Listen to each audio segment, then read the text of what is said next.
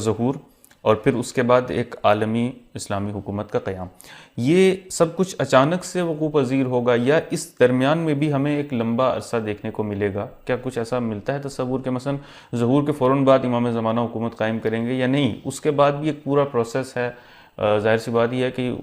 دنیا جو ہے جس طرف جا رہی ہے تو دنیا اتنی جلدی کسی ایک شخص کو قبول نہیں کرے گی، تو کیا اس کے درمیان میں بھی ایک لمبی جد و جہد ہے، یا صرف بس ایک جو ہے وہ اچانک سے سب کچھ ہوگا اور امام زمانہ جو ہے وہ حکومت قائم کریں گے؟ یقیناً اچانک سے نہیں ہوگا، بلکہ ایک تقریباً جو ہے اس کی مدت بیان ہوئی ہے 7 یا 8 مہینے، کہ 7 یا 8 مہینے جو ہے وہ دنیا جنگ کی حالت میں ہوگی، اور اس کے بعد جو ہے مرحلہ آتا ہے حکومت کا، یعنی 7 مہینے یا 8 مہینے اس میں چونکہ روایات ہیں، اس مدت کے اندر مولا جو ہے وہ جنگ کریں گے، لوگوں کو دعوت دیں گے، تبلیغ ہوگی، حقیقی اسلام لوگوں کے سامنے بیان ہوگا، اور آہستہ آہستہ حکومت آئے گی امام کے پاس۔ مثلا امام جو ہے وہ مکہ سے آغاز کریں گے، تو آہستہ آہستہ پہلے مکہ اور مکہ کے گرد و نواح میں جو شہر ہیں ان پر مولا کی حکومت قائم ہوگی، اور پھر یہاں اندرونی بغاوتیں بھی ہیں، یہ ہماری روایات میں سب کچھ بیان ہوا ہے کہ امام مکہ کو چھوڑ کر جب مدینہ کی طرف جائیں گے مکہ والے بغاوت کر دیں گے، ایسا نہیں ہے کہ مکہ فوراً تسلیم ہوگا، نہیں، مکہ کے اندر جو شیطان مزاج لوگ ہیں یا جو دشمن اہل بیت ہیں یا جو امام مہدی کی حکومت کو اپنی دنیاوی خواہشات میں ایک رکاوٹ سمجھتے ہیں، تو وہ فوراً جو ہے وہ نہیں مانیں گے، وہ بار بار بغاوت کریں گے۔ 2 بار مکہ میں بغاوت کا ذکر ہے، 2 بار مدینہ میں بغاوت کا ذکر ہے، اور امام جو ہے وہ ایک دفعہ تو ہے کہ معاف کر دیں گے، اور ایک دفعہ جو ہے پھر بعض روایات کے مطابق 2 دفعہ معاف کریں گے، لیکن تیسری دفعہ امام سختی سے نمٹیں گے جو ہے وہ باغیوں سے۔ تو فطری طور پر جس طرح ایک حکومت جو ہے وہ رکاوٹیں عبور کرتی ہے اور آہستہ آہستہ آگے بڑھتی ہے،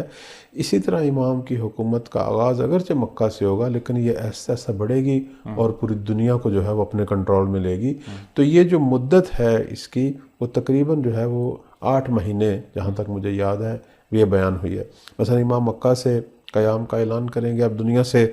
مجاہدین اور مولا کے ماننے والے یا جنہوں نے پہلے تیاری کی ہے وہ سب پہنچیں گے، پھر آہستہ آہستہ یہ مکہ اور گرد و نواح، یمن ہے، عراق ہے، مختلف جو ممالک ہیں، یہ سب جو ہے وہ آہستہ آہستہ یا تسلیم ہوں گے یا فتح ہوں گے، اور امام